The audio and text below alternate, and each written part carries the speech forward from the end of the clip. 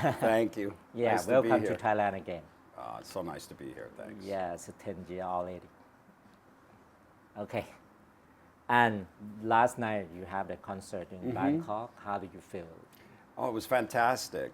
Yeah. We've been out on tour Yep. for quite a while. Yeah. We've done a couple of hundred shows already. Oh, wow. And I was really looking forward to coming to the Pac Rim, and especially down in Thailand and some of the other Indonesia, Malaysia. Okay. I really enjoy coming to these places. They're very different.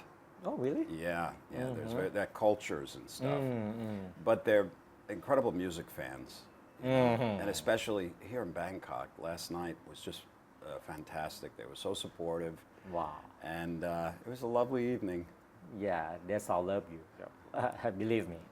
I'm very fortunate. Okay. Yeah, my question is, if you look back on your life, what do you think from the 80s? You play with the Sapphire. You think it's good enough on that time about the first studio or album, Flexible? Yeah, can you look back your life? Oh yeah, we all can look back at our lives, and we create the stories Oh. about the past in our mind, Okay. and I feel as though my whole career, my music career, it's been fantastic. Yeah. Everything seemed to work perfectly for me. It's Uh-huh. I knew I was a musician. I knew I wanted to be a musician Okay. ever since I was young. Yep. I never made a choice. Okay. I never It thought. means you in the high school, you're gonna be the musician? I didn't I didn't think I'm going to be a musician for the rest of my life, because I don't know anything about that. Yep. I just knew that I loved music. Okay. I just loved it. I Yep. liked writing it. I liked playing it. Yep. And that just never ended. And everything that I've gotten into, whether it was Berkeley or at Berkeley College of Music, Yep. and then right from there into Zappa. I mean, can you imagine? 18 years old, Yeah, and I'm working pretty for Frank Zappa. And I joined his band when I was 20. Wow. And toured with him. I worked with Frank for like 5 or 6 years. I mean, it was fantastic. I loved his music. I liked that environment. I mean, it had challenges, but I don't feel as though I should have made other decisions. I never felt that way. And then when Alcatraz came along, it was a perfect opportunity. Yes. Because I loved metal. Yeah. And there was a lot of eyes on that band because of Yngwie. So it was a perfect kind of a way for me to introduce myself into the rock explore yourself. world. Yep. Yeah. And then right from there to David Lee Roth. I mean, how do you get a better gig than that? Yes. I loved it because Dave is kind of a quirky guy. He's kind of a funny, quirky guy, and Yeah. so am I. Okay. I'm very quirky. We have a weird sense of humor, Oh, wow. and I say weird, but just Okay. kooky. But we're fiercely talented. That band. Yes. So I got to play with really great people. Yeah, Billy Billy Sheehan, Sheehan, Greg, Matt Bissonette. Everybody was. I was always surrounded by great musicians. And then that led directly into Whitesnake. Yeah. Which was, Whitesnake was another great opportunity. I saw it as a wonderful opportunity to Okay. Remain on the big stage, play with great musicians. I mean, they were all and really, nice guys, great guys, and that's very important. But I mean, David Coverdale. Yeah. As having standing alongside him as a lead singer, it's an amazing opportunity. But all of that stuff was fine and good, but ever since I was a kid, I had a particular creative impulse for a particular type of music. Okay. You know, It's different from. you could hear it in Flexible. My Yes. first record, Yes, you know, yes. it's just totally. Very unique. Yeah, and then Passion and Warfare. So when it came time to do Passion and Warfare, I felt like I had had enough of other people's music. It's not that I was fed up with it. Okay. I stand by all that stuff, but it was time, you know, and I couldn't have been luckier or happier, you know, because Passion and Warfare was so well received. I had Yes, no yes. idea. I didn't expect that. Yeah, you expect that before? No, not at all. I mean, I liked the record, Yep. but there was nothing like it at the time. You know, Yeah, when I it's handed that different. record into Capitol Records, Yes. they had, in the previous year or so, they had released Avia Musicom by Eric Johnson. And that was huge. Yeah. Yeah, and Surfing with the Alien was out, so that was like the guitar records. Yes. And then Passion and Warfare, it's so different, Yeah. you know. And I handed it into the label, and they actually said, "We don't know what this is. We don't know how to market it. It's not Eric Johnson. Uh-huh.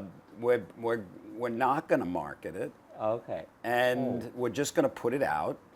And yeah, and your advance that we were going to give you, we're going to cut it in half." Oh, okay. And I said, "Okay, goodbye," and Oh. I left that label. Okay. And good thing I did, because I signed with Relativity, and the record blew up. Oh, okay. Yeah. So it was really, it was a perfect time, it felt to me, to relaunch my solo career. And it worked great, and I'm still doing it. Yeah. Okay. Yes, regarding on Alcatraz, yeah, before you is a Ingwe, and you come to play the Ingwe part in your style. Yeah. Yeah. How on Well, that that- time? Yeah, well, that was a challenge, right? Yeah. Well, I had just come from Frank Zappa Yeah. and Berkeley, basically. I was still so young. Okay. And I had a particular technique. Yep. And it wasn't a great technique. I could play very fast, you know, Okay. but I picked like over the neck. But I picked every note, because with Frank, you know, Okay. I could play very fast, complicated things, but the tone wasn't great, you know, because of the way, Okay. just the technique. Okay. So when Edward and Yngwie came out, Okay. and people like that, you know, all of us guitar players are like, wow, Yeah. this What's sounds that? amazing. What are they doing? How does it sound so good, you know? So I knew that I needed to up my game with my tone, you know? Okay. And that didn't that didn't necessarily have to do with the amps or anything like that. It was in my head, in my technique. So when the Alcatraz gig came along, I didn't think I was going to, you know, get it. It's the only gig I ever actually, there's only a few gigs I ever auditioned for, where I went in and played with the other guitar players. Okay. Yeah, so after I left the audition, Chris Impellitteri, Uh-huh. you know Chris. He's Yes, just yes. crazy. Yes, he's so chops, fast. You know, and he sounded just like Yngwie. And I said, okay, well, there's their guitar player. Okay. But surprisingly enough, I got a call, and they said, we want you in the band. Oh. And they had 3 gigs left oh. with that were contracted when Yngwie was in the band. So I had to learn the whole set. I had one day One to day, learn the Alcatraz- whole, one day to learn the entire set. Okay. And I did my best, Okay. and I did the first gig, Okay. and I was still, my style was still kind of that, you know. But after that, there was a period of time when we started to work on Disturbing the Peace. I completely changed my style. You know, I really I changed the way I picked. Okay. And it required relearning a lot of, you know. But my tone improved dramatically. Oh. Yeah. Oh, Yeah, very so by the interesting. time I got to Dave Roth, you know, Okay. I had it. Yeah, I had a new plateau to move from. Yeah. Wow. Okay. But when it came time to learning Yngwie's parts, you know, some of it I would do the important stuff, but I don't play like that, you know? So I compensated in certain ways, you know? I was doing some hammering things that sort of took the place of some of his real shreddy stuff. Yes. But no, I didn't want to I didn't want to attempt to even try to play like Yngwie. Why? Yes. No, you can't. You know. Well, I not only couldn't I, but I didn't want to, because what would that be like? Who am I? Yes. You know. Yeah. Yeah. I had no desire to change who I was, but I was a professional enough musician to know how to navigate and try not to disappoint the fans. Okay. You know? Okay. You know it. Wow. Okay. I just know it. You record and play with the Public Image Limited. Yeah. Is that the punk band Yeah, on the 1986 or something? Yeah. something like that. Yeah. Yeah. And how come? Well, Bill Loswell, who's Okay. a fantastic producer, drummer, and he was producing Okay. Public Image Limited, Okay. which was John Lydon, Johnny Rotten from the Okay. Sex Pistols. Oh yes. Yeah. Yes. Yes. So we had a mutual friend, and Cliff Coltrari, Okay. and Bill said to Cliff, "You think you can call Steve, see if he's interested in this?" And of course I was, you know. And I got the music, and it was amazing. It was so different because Bill Loswell was doing this thing. We had Ginger Baker. Oh yeah. And a lot of great musicians, and he was doing something that had an African rhythm kind of atmosphere, you know, traditional cultural African music, and this was fantastic because those kinds of grooves and stuff, and the way that they create the harmonic structure, it's different than, it's not punk. It's not rock. Okay. It's not, you know what I mean? Okay, So okay. they built this record, and I'm trying to remember. Scopolitis was the other guitar player, and he was a great guy and a great player. Okay. And he did some of the rhythm parts, but they had asked me to come in and do the guitars, and it was great. I was on tour with Alcatraz, and I had to fly in. I only had a half a day, Okay. and I did one half day and then another half day, and I did it all. And it was interesting because it's just a coming together of a lot of different ingredients, because you've got Ginger Baker, Yep. and you've got an African style musical atmosphere. You got John Lydon, and you've got someone like myself, and Bill Loswell. It was a really wonderful. I mean, you hear people trying to mix various styles, like, I'm going to bring classical music into jazz, you know, and then you get something that sounds like somebody writing classical music on top of jazz, and it doesn't really work, you know. But Bill Loswell was able to create something with that record that really worked. Okay. And I'm really happy I was a part of it. Wow. I never know that before. Yeah. Okay. Yeah. Okay. This one is a lot of your fans want to know the detail on that. Regarding the movie Cosmos, you are the Jack Butler.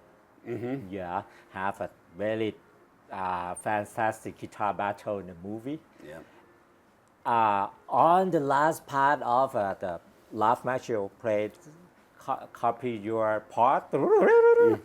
You play on that? Well, the entire duel, Okay. I play all the guitars Oh. except the slide. Okay. That's Ry Cooder. Oh, except the slide part. Yeah. That's the all. The slides. Okay. I don't play slide like that. That's Ry Cooder, and he was the composer for Yep.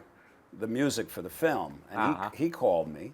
Yeah. and brought me the script, and I read the script, and it was all laid out. Okay. You know, it was a duel. You know, they Yes. had to go back and forth, and it had to build. And Ralph doesn't play the guitar. Okay. You know, the actor. Yeah. he's actor. So I did those crazy, you know, Yeah. all that stuff. Picture or And- something. yeah, and then myself and Arlen Roth Yeah. I know worked with Ralph him. Okay. to get him to, you know, Oh yeah. fake it. Yeah. Yeah, and Ralph did an incredible job. I mean, Yeah. people think that he's playing, and I still have people come up to me today and go, "I can't believe Ralph Macchio beat you." I'm like, it's a movie. That's a Hollywood movie. Yeah, Hollywood movie. Okay, it means you play every part except the slide. Oh, okay. I beat myself. Yeah, you beat yourself. Okay, and on that movie, story is like a selling the soul to the Satan. Yeah. Do you believe on that? It's just Selling your soul Yeah. to the devil? to the devil. Well, there is no devil. Okay. There's only your bad judgment. You know, and there's at least this is my perspective. Okay. You know, there's the ego. You know, the ego is that part of us that is in fear. You know what I mean? And whenever you blame somebody, whenever you judge somebody, whenever you attack anybody Okay. in any form whatsoever, whether it's physically, whether it's emotionally, Okay. or whether it's just in your own mind, Okay. you've sold your soul to the devil. Oh wow. And I use that term. Another way to put it is, you've succumbed to the weakness of your own ego. You've succumbed to fear, because that's what fear is. It's at the bottom of blame and judgment and all of any negative feeling that you have. Underneath that, it's just fear. And a lot of people equate that with some entity, like the devil, you know. So no, the crossroads story of selling your soul to the devil. I don't believe any of that. You know, Okay. in a literal way, in a literal way. You know, Okay. like I've really, you know, I secretly signed a contract, and Uh-huh. now I get fame and fortune, but I got to burn in hell. You know, whatever. Okay. Yeah. Okay. That's it. About your answer. Yeah. Okay. And then about your song, your composition, you have one song. The name is Bangkok. Yeah. Yeah. And the first sound is B, or mosquito, or you remember that song? Yeah. Yeah. Yeah. Those are bees, Oh, it's B. honeybees. How come? It's Bangkok, not a lot of B. This is a funny thing. What happened? Okay. Okay. I didn't write it. Oh. Yeah, Bangkok is from the Chess, which is a musical. Okay. Oh. So Okay. it's a very interesting story. Okay. It's Tim Rice and the writer from ABBA. They wrote it for the musical Chess. So it was interesting because whenever I'm on tour, I write.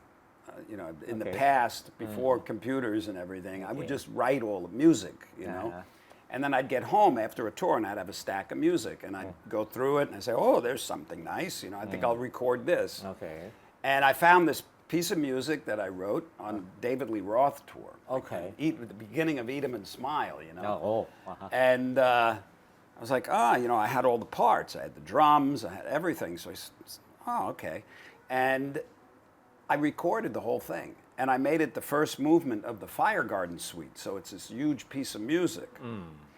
And after I recorded it and mixed it, and it was going to be released, I was playing it for a friend of mine, Okay. And he said, "Oh, I see you recorded Bangkok from Chess." And I said, "What are you talking about? I wrote that." He goes, "Steve, you didn't write that." I'm like, "What do you mean I didn't write it? Here's the music, you know?" Okay. And he goes, "No, that's from the," and I'm thinking, well, they must have stolen it from me. That's how, you know. So he goes, "You better go out and buy the record." Uh-huh. Like, right. So I go out and the record's like old. Okay. And I put it on and I'm like, oh. I remembered what happened. Uh-huh. I was on tour with Dave Roth. Okay. And he gave me a cassette. Okay.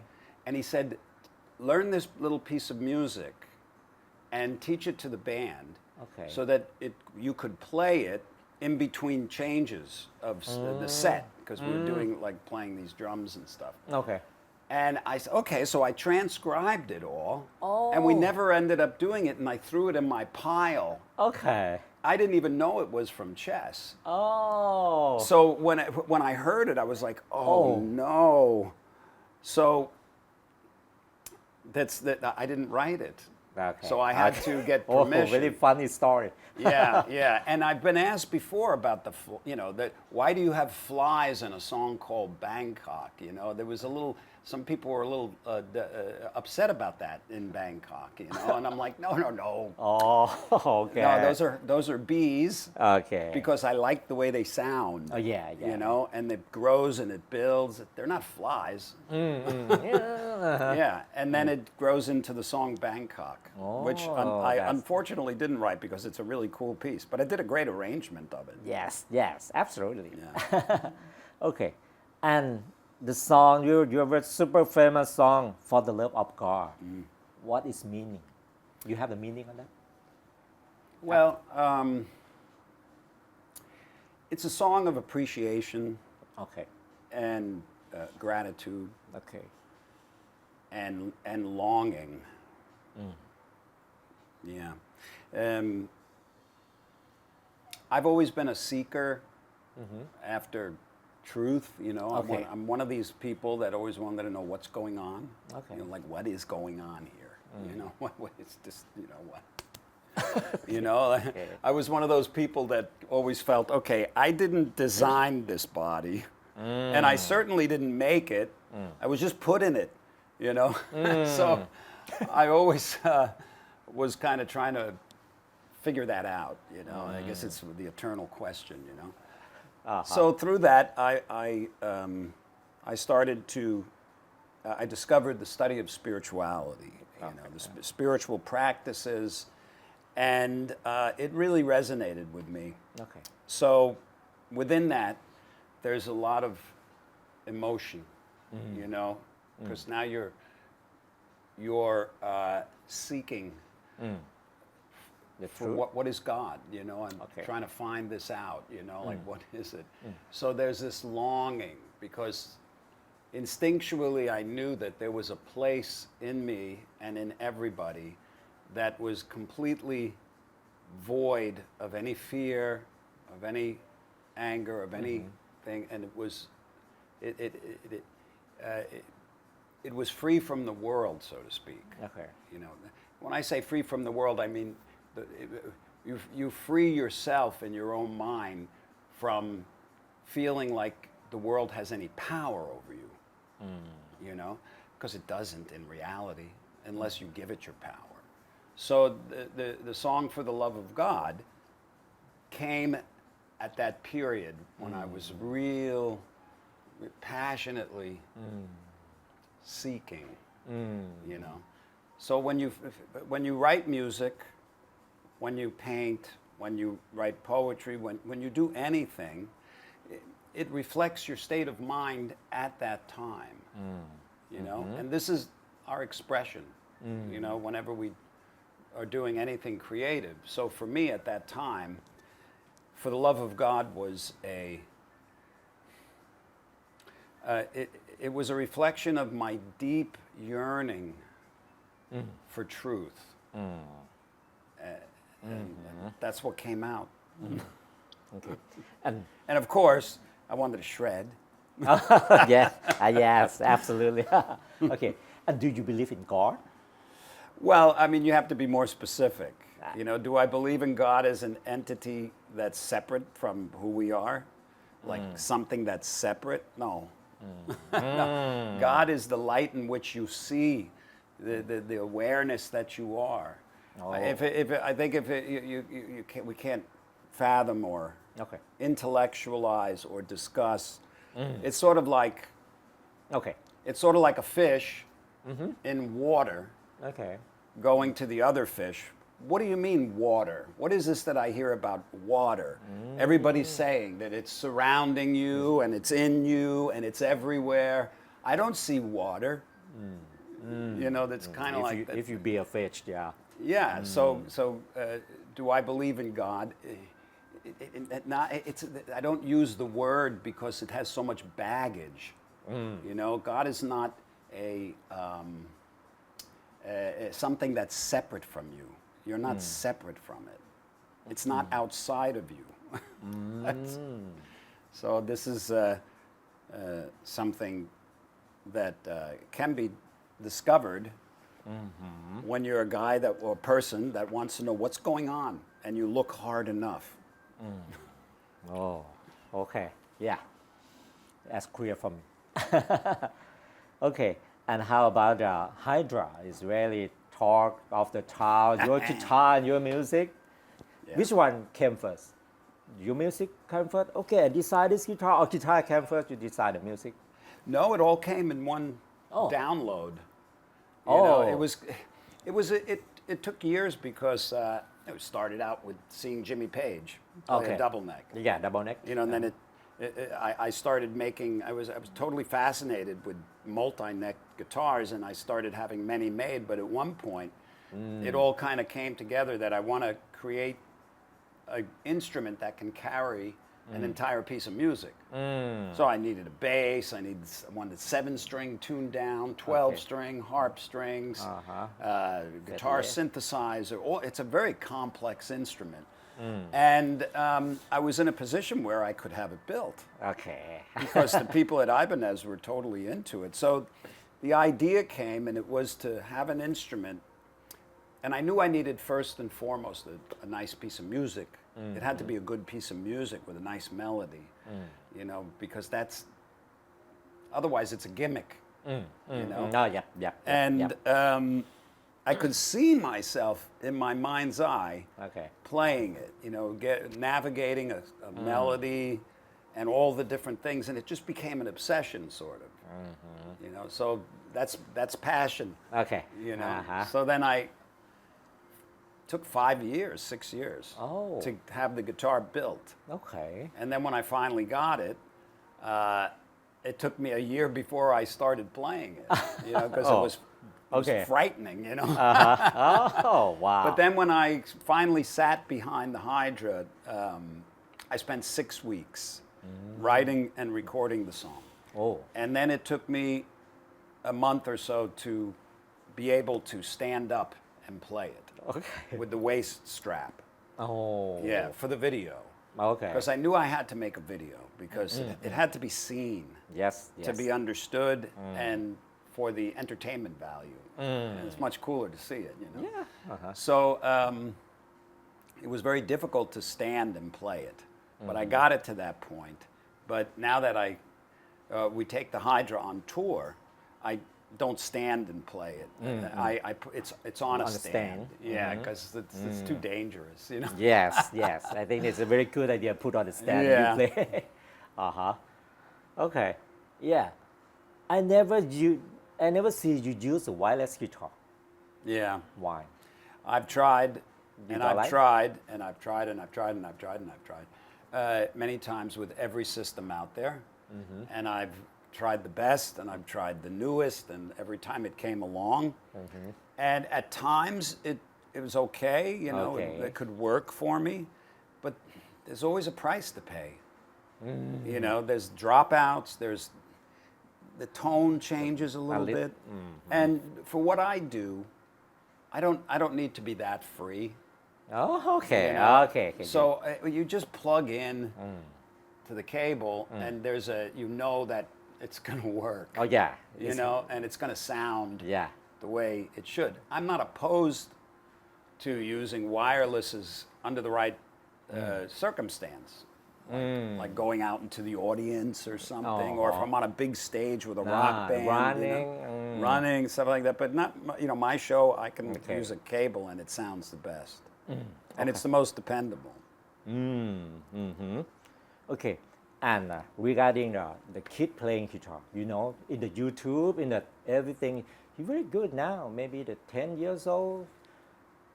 And what do you think, how this, like a 10,000 guitarists have their own place to be in the future? Well, playing an instrument, Yep. sort of, like the guitar, there's two components. There's the technique, and then there's the creative imagination. Yeah. Okay?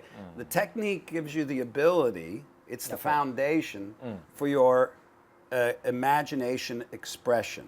Okay. Yeah, they're both important, but you have to find the balance, And the technique side is easy Okay. to accomplish. Okay. You just have to practice, Yeah. practice, and you have to want to do it. Okay, so when new people come into the world and they open their eyes and they see, oh, this is what's going on. So this is where I'm going to start. They think technique-wise, they have examples of extraordinary playing. Maybe if they were starting to play in the 80s, they'd come into the world, there'd be Edward Van Halen, Alan Holdsworth, Oh, yeah. me, Satriani, Yeah. Yngwie, all these guys. So they go, okay, that's where we're going to start. So then you just put the time in, and you can become incredible. You could be a 10-year-old. Okay. And a 10-year-old can connect, they see, and it's like a video game. They can connect. But the other component isn't something you can, it's something that you have to be born with. You have to be fearless with your imagination. Okay. I don't really hear much of that. I see a lot of fascinating, unbelievable chops and talent. Okay. But when it comes to lighting me up with things that are melodically and harmonically fresh and new, grooves, time signatures, production, atmosphere, musical atmospheres, connecting deeply with a note, connecting with creating melodies that are exotic, unique, abstract, inspired, and brilliant. Nope. Oh. Nope, I don't see it. Not yet. Okay. It'll happen. Yeah, it happened a little bit here and there. A little bit here and there. But one person will come along soon. Okay. I hope soon. Like because it always happens. Beethoven, or go all across. Jimi Hendrix. Somebody comes along that totally breaks down all the barriers. Yep. Of technique, of imagination, of style, of songwriting, all of these things. That's different than a fascinating 10-year-old that can shred. They're both fine. Okay. They're both great. Yep. And one day, one of those 10-year-olds is going to discover the depth of their freedom with creating other than fast notes. You know what I mean? And then you're going to see some real sparks fly. Okay. Wow. Yeah, very good advice. Yeah. Okay. Who is Steve Vai at the 60? Sorry? Who is Steve Vai at the 60? Now you're 63? 63. Yeah. I think. What do you think is it? Now I'm a 60. I'm Well, well enough. Yeah, you hear it all the time from people. Okay. I still feel like a teenager. Nah. It's Okay. like you don't. Yeah, I think. You don't really. It's like Yeah, every now and then, every few years, I'll sit and I'll stare in the mirror and I go, oh, that's what you are. That's what you look like now. Okay. Oh, your face is starting to melt a little bit, whatever. Yeah. But it's like the person inside It's the same. has changed, has matured, but is still. I'm happier now than ever in my life. I just love what I do. I have a lot of great friends. I have an incredible family. I love the music. I have the freedom to do whatever I want. But I always did. Everybody does. It's all according to how you choose to look at it. And I don't mind age. Of course, there's certain things that are challenging, and I know they'll become more because it's just age. But it doesn't mean that you're irrelevant or that you're not productive, or that you can't bring good into the world. As long as you're alive, even if you're very sick, there's somebody you can help. And sometimes the best that you can do is just a good thought about them. And that is enough. It's a positive thing. Yeah. Okay. Yeah, the last question. 3 advice to be the greatest musician like you. Three advice. 3 pieces of advice. Yeah. Be friendly with yourself. Okay. What I mean by that is don't be so hard on yourself. Okay. Don't worry about the future so much. Okay. Just enjoy what you're doing. So that's one. Be good to yourself. Number 2, support your fellow artists and people. Support them instead of in your mind condemning them for being better than you or what you believe is less than. Always remember that there's people helping to pull you up and you're helping to pull somebody else up. Okay. And that's a great responsibility. Yeah. Number 3, don't do anything that doesn't feel good to you to do. Oh. Okay. That's Yeah. it. Oh. It's a tall order, Okay. but you have that right. And don't be afraid of making decisions. Okay. Yes. Oh, very good. Yeah. Thank you. Okay. Right now it's 25th. My Overdrive Guitar Magazine. Yeah, I And saw can- this. Boy, you yeah. guys did such an amazing. That's one of the most beautiful guitar covers I've ever seen. Yeah. Can you do the greeting for Overdrive. Overdrive 25th anniversary? Hey, folks, this is Steve Vai. Look at this, what Overdrive did. This gorgeous magazine that they've worked so hard for so many years is now 25 years old, and I want to congratulate them and thank them for doing such an amazing job here. For me and for all guitar players who love the guitar, this magazine is fantastic. Thank you. Thank you very much. Thank you. Yes. Okay. Oh. Okay. Can you sign one guitar for me? Sure.